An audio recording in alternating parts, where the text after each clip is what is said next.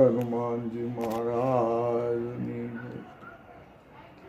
ભગવાનના પ્યારા સંતોના સાનિધ્યમાં રામકથાનું ગાન કરવા માટે આપણે સૌ ભેગા થયા છીએ અને કથાના પ્રારંભે વક્તાએ કથાનું માધ્યમ કહેવું એવી એક પરંપરા રહી છે.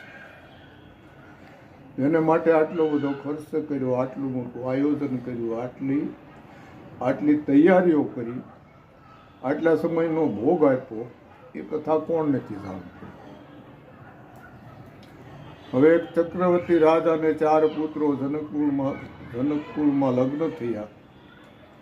પરણીને આવ્યા પછી રામજીને ગાદી મળતી હતી, પણ વનમાં જવાનું થયું. ભરતજીએ ગાદી ન સ્વીકારી, રામજીને અયોધ્યા લઈ આવ્યા. એ ચિત્રકૂટ ગયા, પણ રામજીની પાદુકા લઈને આવ્યા ને રાજગાદી ઉપર પાદુકા પધરાવી. પછી રામજી પંચવટી ગયા ત્યાંથી એક અસુરે ભગવતી સીતાજીનું અપહરણ કર્યું.